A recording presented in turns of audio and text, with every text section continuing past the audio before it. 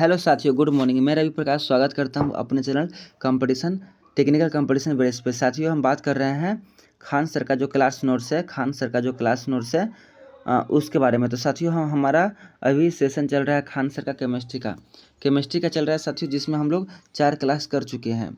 Chemistry के class में हम लोग क्या कर चुके हैं साथियों, 4 क्लास हम लोग कर चुके हैं केमिस्ट्री के क्लास में। तो साथियों, अच्छा खासा रिस्पांस मिल रहा है विद्यार्थी से उस पर। तो आप लोग भी उस क्लास को भी लीजिए। और इस क्लास में हम लोग आज से शुरू कर रहे हैं बायोलॉजी।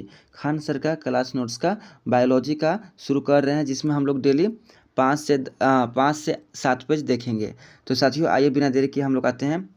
यहाँ देखिए, आप लोग यानी कि देख सकते हैं Khan GS research centre, Khan sir का ये बुक है। चलिए, कंटेंट की बात करें तो क्या क्या हम लोग इसमें पढ़ेंगे। यह बायोलॉजी का है। अच्छा खासा रिस्पॉन्स मिल रहा है साथियों। हम आप लोग को बता दें कि बिहार पुलिस का री एग्ज़ाम डेट आ चुका है, जो दिसंबर से जनवरी तक चलेगा। दरोगा की बात करें, बिहार दरोगा का, तो ये एग्ज़ाम 17 दिसंबर से शुरू होगा। बिहार एसएससी इंटर लेवल की बात करें तो ये भी एग्ज़ाम दिसंबर से जनवरी तक चलेगा। और इसके बाद बात करते हैं बिहार एसएससी ग्रेजुएशन लेवल का, इसका वैकेंसी आने वाला है। और टीचर की बात करें तो टीचर का सेकेंड फेज 1,10,000 आने वाला है। तो साथियों, इस एग्ज़ाम में साइंस का बहुत इंपॉर्टेंट रोल रहता है। करीब 20 से 25 क्वेश्चन रहता है डायरेक्ट। और बीपीएससी 17वीं की बात करें तो उसमें भी 25 क्वेश्चन पूछा जाता है। तो साथियों, उसके लिए आपको फिजिक्स, केमिस्ट्री, बायोलॉजी, ये तीनों पोर्शन कंप्लीट करना पड़ेगा एकदम। तो साथियों, यह ऑथेंटिक एक क्लास है खान सर का, जो यानी कि नाम ही इनका काफ़ी है। तो साथियों, बिना देरी किए आते हैं हम लोग टॉपिक पर। क्या क्या पढ़ेंगे तो बायोलॉजी में हमको कोशिका है, कंकाल तंत्र है, पेशीय तंत्र है, पाचन तंत्र, श्वसन तंत्र, परिसंचरण तंत्र। आगे बात करते हैं हम लोग। आगे है इसमें रक्त पढ़ेंगे, ब्लड ग्रुप, उत्सर्जन तंत्र, nervous system, reproduction system, sense organs. आगे बात करते हैं तो आगे हम लोग इसमें ग्रंथियाँ करेंगे, कैविटी ऑफ बॉडी करेंगे, न्यूट्रिशन करेंगे, मानव रोग करेंगे। रोग से तो आता ही है 2 से 3 क्वेश्चन। तो चलिए हम लोग बात करते हैं बायोलॉजी की बात किया जाए तो सजीवों का अध्ययन जीव विज्ञान कहलाता है। जीव विज्ञान के पिता अरस्तु है। जीव विज्ञान की 2 शाखा है, जूलॉजी और बोटनी। जूलॉजी इसके अंतर्गत जंतु का अध्ययन करते हैं, और बोटनी के अंतर्गत हम लोग पादप का अध्ययन करते हैं। आगे बात करते हैं हम लोग, आते हैं। अब आइए, पहला हमारा पॉइंट है कोशिका सेल से बनता है टिश्यू, और टिश्यू से बनता है गुर्दा, और गुर्दा से बनता है हमारा बॉडी का पार्ट्स। तो बात करते हैं कोशिका का अध्ययन, साइटोलॉजी, वेरी इंपॉर्टेंट। कोशिका का अध्ययन साइटोलॉजी, पहला क्वेश्चन तैयार हो गया आप लोगों को, याद रखिएगा। कोशिका की खोज किया था रॉबर्ट हुक ने 1665 में। तीसरा क्वेश्चन, तीनों क्वेश्चन यहाँ पर कंप्लीट हुआ। कोशिका का अध्ययन कहलाता है साइटोलॉजी। कोशिका की खोज हुआ था 1665 में, रॉबर्ट हुक जी के द्वारा किया गया था। आगे है, किंतु इन्होंने मृत कोशिका की खोज किया, और इनको हम लोग फादर ऑफ साइटोलॉजी कहते हैं। क्या कहते हैं? फादर ऑफ साइटोलॉजी कहते हैं। तो क्या क्या समझ में आया? कोशिका का अध्ययन कहलाता है साइटोलॉजी। सर्वप्रथम इसकी खोज 1665 में हुआ। तीसरा क्वेश्चन, कोशिका की खोज रॉबर्ट हुक ने किया, और वो भी क्या, मृत कोशिका की खोज किया, इसलिए इनको हम लोग फादर ऑफ साइटोलॉजी कहते हैं। और आगे बात करते हैं हम लोग, सर्वप्रथम जीवित कोशिका की खोज 1674 में, मतलब 9 साल बाद किसने किया? तो लुइवियन-हॉक, एंटोनी वॉन लुइवियन-हॉक जी ने किया, इसलिए इनको हम फादर ऑफ बैक्टीरियोलॉजी कहते हैं। पहला क्वेश्चन, कोशिका का अध्ययन साइटोलॉजी, कोशिका खोज 1665, किसने किया? रॉबर्ट हुक, इसलिए इनको हम फादर ऑफ साइटोलॉजी कहते हैं। नेक्स्ट क्वेश्चन, जीवित कोशिका खोज 1674 में हुआ, किसने किया? लुइवियन हॉक ने, इसलिए इनको हम बैक्टीरियोलॉजी और फादर ऑफ बैक्टीरियोलॉजी कहते हैं। तो यहाँ पर सादा क्वेश्चन क्लियर हुआ। आगे आइए, आगे बात करते हैं। रॉबर्ट ब्राउन जी की बात करें तो 1881 में कोशिका के अंदर केंद्रक, ये जो कोशिका होता है ना, इसके अंदर जो केंद्रक होता है, इसकी खोज किया था किसने? रॉबर्ट ब्राउन जी ने। कब किया? 1881 में किया। 10 क्वेश्चन हो गया। आगे आइए, स्लाइडेन एवं स्वान ने कोशिका सिद्धांत दिया। अब सिद्धांत है तो स्लाइडेन एवं स्वान, तो ऐसे सिद्धांत और ऐसे स्लाइडेन याद रहेगा। आगे है, इन्होंने कहा कि शरीर कोशिकाओं से बना है, वेरी गुड।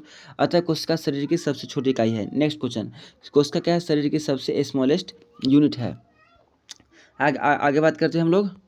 अच्छा लग रहा है तो आप लोग लाइक कीजिएगा। मृत कोशिकाओं को नेफ्रोसिस कहते हैं और सबसे छोटी कोशिका माइक्रोप्लाज्मा है, वेरी इंपॉर्टेंट। पूछेगा सबसे छोटी कोशिका कौन सा है, तो माइक्रोप्लाज्मा है। सबसे बड़ी कोशिका शुतुरमुर्ग के अंडे की होती है, ये आप लोग को पता होगा। सबसे छोटी कोशिका तंत्रिका तंत्र या स्नायु कोशिका की होती है। आगे बात करते हैं, तंत्रिका कोशिका के किसी भी प्रकार का विभाजन नहीं होता है, अतः यह क्षतिग्रस्त कोशिका को ठीक नहीं कर सकता। इसी कारण सर में चोट लगने से शीघ्र ही मृत्यु हो जाती है। नेक्स्ट है, सबसे तेजी से कोशिका विभाजन लीवर यानी जिगर यानी यकृत में होता है। यह अपने क्षतिग्रस्त कोशिकाओं को स्वतः ठीक कर लेता है। आगे बात करते हैं कोशिका का अंग, पार्ट्स ऑफ सेल। जीव द्रव्य, पहला सेल होता है कोशिका का जीव द्रव्य प्रोटोप्लाज्म। प्रोटोप्लाज्म इसकी बात करें तो इसकी खोज किया था पुरकिंजे जी ने। पुरकिंजे जी ने किया था। यह एक तरल गाढ़ा पदार्थ है जीव द्रव्य। इसे जीवन का आधार कहते हैं। जीवन का आधार किसको कहते हैं? जीव द्रव्य को कहते हैं जीवन का आधार। जैसे द्रव्य क्या होता है? पानी होता है। जीव के लिए पानी जरूरी है, इसलिए जीवन का आधार।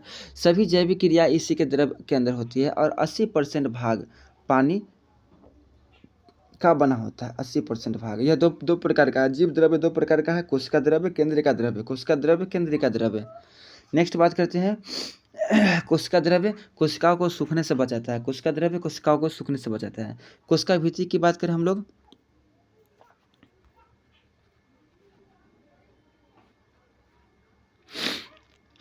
कोशिका भित्ति की बात करते हैं तो आइए, कोशिका भित्ति यह सेलुलोज का बना होता है, वेरी इंपॉर्टेंट। कोशिका भित्ति किसकी बना होता है? सेलुलोज का, और केवल पादपों में पाया जाता है। सेलुलोज का बना होता है और कोशिका भित्ति केवल पादप में पाया जाता है। किस में पाया जाता है? पादप में पाया जाता है। कोशिका भित्ति जीव में नहीं पाया जाता है, पादप में पाया जाता है। यह पेड़ पौधे को सुरक्षा देता है। कोशिका भित्ति क्या करता है? पेड़ पौधे को सिक्योरिटी देता है। जीवाणु एक पादप होता है, वेरी इंपॉर्टेंट। जीवाणु एक पादप होता है जिसकी कोशिका भित्ति पेप्टिडोग्लाइकेन की बनी होती है। आप बात करते हैं जीवाणु एक पादप है और जीवाणु का जो कोशिका भित्ति होता है पेप्टिडोग्लाइकेन का बना होता है। चलिए आगे बात करते हैं हम लोग। कवक की कोशिका भित्ति काइटिन की बना होता है, वेरी इंपॉर्टेंट। कवक की कोशिका भित्ति किसकी बना होता है? कवक की कोशिका भित्ति काइटिन की बना होता है। कवक की कोशिका भित्ति काइटिन की बना होता है और कोशिका भित्ति सेलुलोज का बनता है और यह केवल पादप में पाया जाता है और यह पेड़ पौधा को सुरक्षित करता है। और जीवाणु का जो पादप होता है इसकी कोशिका भित्ति पेप्टिडोग्लाइकेन की बना होता है। तो यह पॉइंट सब याद रखिएगा। आगे है कोशिका झिल्ली। यह जंतु तथा पादप दोनों में पाया जाता है। जैसे कि हम बात कर रहे हैं साथियों, जैसे कि हम अभी बताए हैं आप लोगों को कि कोशिका भित्ति जो है, कोशिका भित्ति यह केवल पाया जाता है किसमें? पादप में पाया जाता है, पादप में। लेकिन ये कोशिका झिल्ली जो है, सेल मेम्ब्रेन, यह जंतु और पादप दोनों में पाया जाता है। समझ में आया? यह जंतु और पादप दोनों में पाया जाता है क्या? कोशिका झिल्ली। जंतु और पादप दोनों में पाया जाता है क्या? कोशिका झिल्ली। जंतु और पादप दोनों में पाया जाता है क्या? कोशिका झिल्ली। आगे बात करते हैं, देखिए आगे है। चलिए अच्छा लग रहा होगा तो साथियों लाइक कीजिएगा। आगे हम लोग बात करते हैं, कोशिका के अंदर के सभी अवयव इसी झिल्ली के अंदर रहते हैं। यह कोशिका के अंदर जाने वाली पदार्थों को कंट्रोल करते हैं और यह अर्ध पारगम्य होता है, यानी कि कुछ भी वस्तु को अंदर जाने देता है। कुछ ही वस्तु को अंदर जाने देता है। तो कोशिका झिल्ली के बारे में कुछ हम लोग देख लेते हैं। तो कोशिका भित्ति यह पादप में पाया जाता है, सेलुलोज का बना होता है, ये सब समझ में आ गया। कोशिका झिल्ली है, यह जंतु और पादप दोनों में पाया जाता है, क्लियर। कोशिका के अंदर सभी अवयव इसी के झिल्ली के अंदर रहते हैं, वेरी गुड। यह कोशिकाओं के अंदर जाने वाले पदार्थ को कंट्रोल करता है और कुछ ही चीज़ों को अंदर जाने देता है। अब बात करते हैं माइटोकॉन्ड्रिया, वेरी इंपॉर्टेंट। माइटोकॉन्ड्रिया की हम लोग बात करते हैं। माइटोकॉन्ड्रिया जिसको हम लोग सूत्रकणिका कहते हैं। क्या कहते हैं साथियों? सूत्रकणिका कहते हैं। क्या कहते हैं? सूत्रकणिका। तो माइटोकॉन्ड्रिया की बात करें तो इसकी खोज किया था किसने? अल्टमैन ने, वेरी इंपॉर्टेंट। खोज किया अल्टमैन ने। यहाँ ऑक्सीजन श्वसन होता है, मतलब ऑक्सीजन का श्वसन होता है माइटोकॉन्ड्रिया में। यहाँ केब्र चक्र चलता है। अब पूछेगा केब्र चक्र कहाँ चलता है? कोशिका माइटोकॉन्ड्रिया में, जिसके अंतर्गत एटीपी ग्लूकोज का निर्माण होता है, वेरी इंपॉर्टेंट। माइटोकॉन्ड्रिया के अंदर क्या होता है? एटीपी